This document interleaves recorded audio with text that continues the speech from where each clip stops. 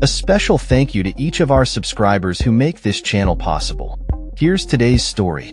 In a historic moment that marks the beginning of a new chapter in American politics, President-elect Donald Trump met with outgoing President Joe Biden in the Oval Office today.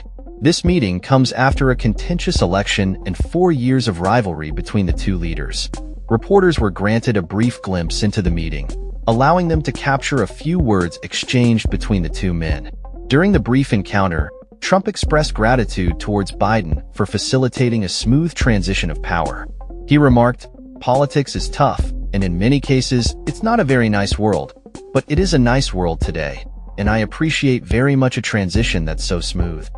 Biden responded warmly, saying, "You're welcome. Thank you all." This exchange highlights a significant shift in tone from their previous interactions, where both leaders often criticized each other publicly. The meeting was brief, lasting only about a minute with reporters present, but it set a positive tone for the transition process. As the press was ushered out, they shouted questions, but neither leader responded further.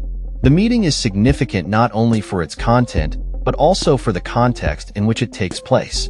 Following the election, House Republicans have rallied behind Trump's victory, while Democratic leaders, including House Minority Leader Hakeem Jeffries, have acknowledged the challenges ahead in regaining control of the House.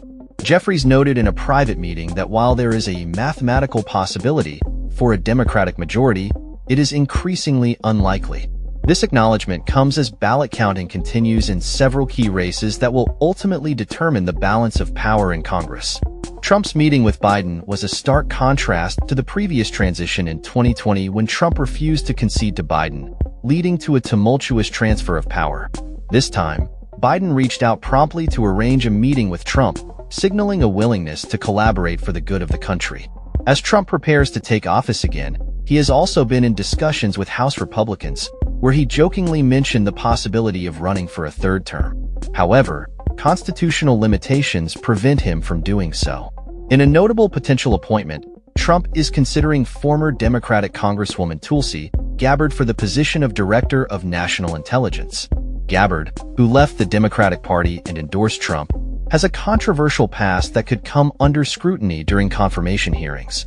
Meanwhile, Democratic governors are mobilizing to protect Democratic institutions and counter any potential threats from a second Trump administration.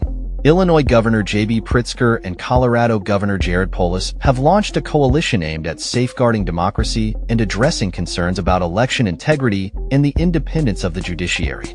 This initiative underscores the heightened political climate as governors prepare to respond to emerging threats and protect the principles of democracy.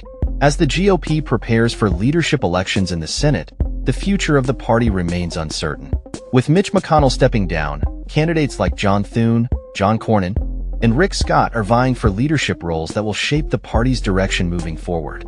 The outcome of these elections will be critical in determining how effectively Trump can implement his legislative agenda. As the dust settles from the election, the political landscape remains fluid, with both parties strategizing for the challenges ahead.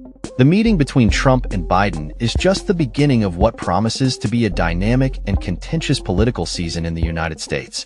With the balance of power still in flux, all eyes will be on how these leaders navigate the complexities of governance in the coming months. That's all for this story. We upload videos every day covering many different subjects, so hit that subscribe button to stay informed.